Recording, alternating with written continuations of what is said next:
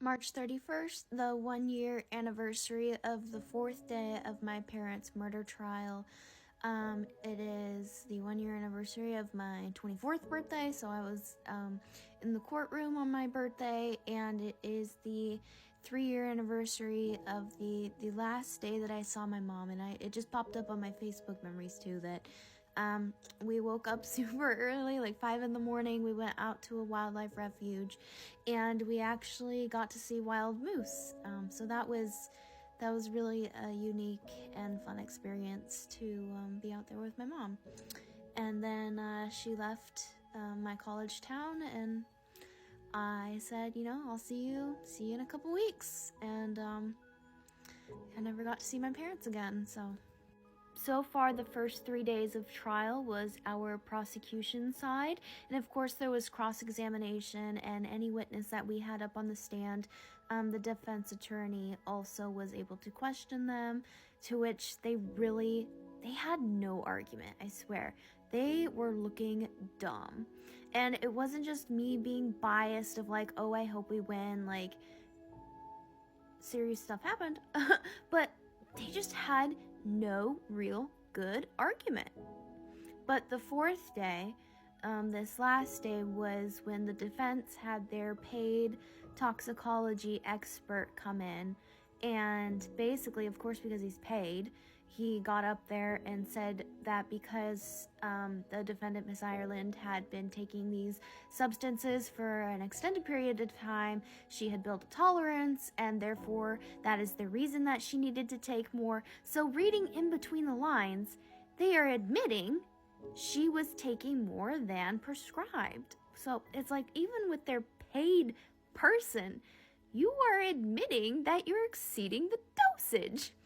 But so the first little bit, they had their paid toxicologist come in, and he was there to basically say, as an expert, that she was not impaired, regardless of the amount in her blood work that showed the amount exceeded what she should have been on, as well as the amount of pills that were missing, which also their argument was, well, just because it's her name on the bottle and she filled the prescription yesterday, and there's 80 some odd things, 80 some odd pills missing, and I forget if it was 78 or there, I forget the exact numbers, it's a year later. Just because they're missing basically doesn't prove that she's the one that took them. It's like, no, but she took them, we all know. So there's that. Then I think the dumbest thing of all was when Miss Ireland, usually if people look at me, I'm the first person to break eye contact, look away, or I smile, or I acknowledge it. But she looked at me. And she looked at me, made eye contact for a good few seconds, which felt like an eternity. But, we're in court. I'm not here for fun. You have to know who I am. And she looked at me, and she realized that I was not going to smile, I was not going to break eye contact, and so she smiled at me. And I was like, no, you're not going to smile at me. You killed my parents. No.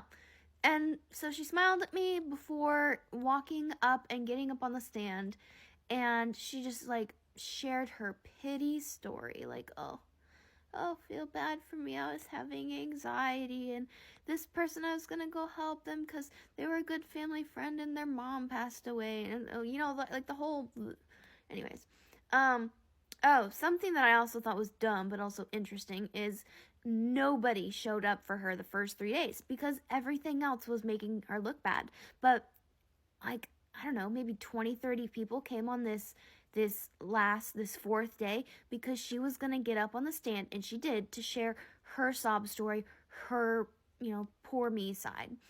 And the last argument that the defense made is it's a really terrible tragedy, and the prosecutor side and the family of the victims are mad, and they're just trying to find someone to blame, and unfortunately they're picking Miss Ireland to blame. It's like, well, we're not the ones that arrested her. I wasn't even in the same city as her when she was arrested. So it's like, no, she was driving, she hit them, and it's like, we're not just picking someone to blame. She did this. It's called accountability. It's called justice. So that was I don't know, it was the worst thing for her to choose to get up on the stand and testify because she wanted her family to hear her little sob story, but it did not work in their favor, especially when our prosecutor side had his time to shine with cross-examination.